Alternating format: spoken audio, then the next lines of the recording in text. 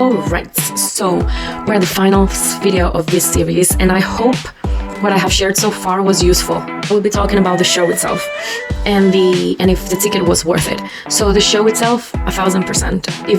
Even if you are not a Tokio Hotel super fan, and if you just know a couple of songs, or if you're just someone that enjoys live music, please, you have to go to a Tokio Hotel show. These guys know what they're doing. They've been doing it so long, you can tell. I have gone to many concerts. I love live music. And their show was good.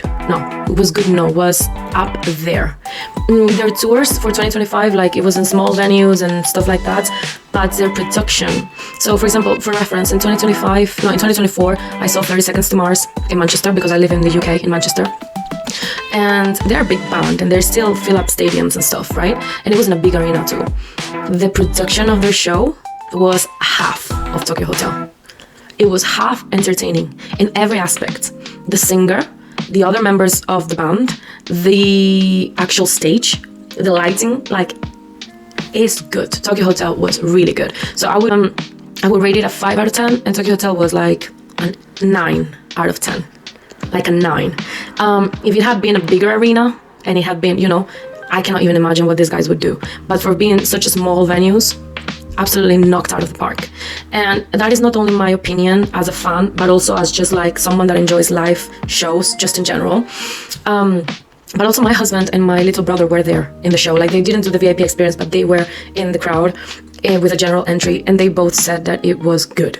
They didn't enjoy a couple of sections where they didn't know the songs and they were in German, because that's the old stuff and they are not fans. But the show itself, they enjoyed it. So will I be seeing them into the 2026 tour? I don't know. I still didn't see the dates. It depends on my schedule and the things that I have to do. I don't like to see them in London. I don't like to travel to London, so that means I would have to travel elsewhere, and I still didn't make my mind. But if the VIP experience, yes, it is something that it just depends on you.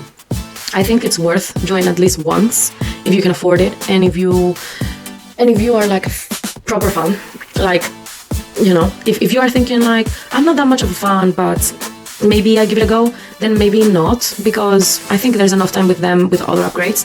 But if you're a solid fan that would love to meet them, it is worth it. It is worth package, and you are the customer.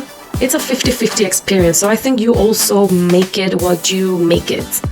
And I don't know, would I do it again? No, because unless they came out with an album that I would love again, and I want to ask the questions while it's fresh, then I would do it again, because that's like, I feel like that's the only chance I have to talk to them one-on-one, unless, maybe the Q&A package, I don't know the names of the packages, but that's enough to ask for the question. But yeah, so I guess this is the end of the series, and I hope I almost explained everything. Just let me know in the comments if there's any pending questions, if there's anything that is bugging you or you were expecting to see in the series. Let me know. And if there are a lot of things that I missed, which I think I didn't, but if there are enough, I wouldn't mind making another video just answering to certain questions or touching on something that you would wish for me to develop further. Thank you very much for seeing this far, and just contact me. Feel free to contact me anytime.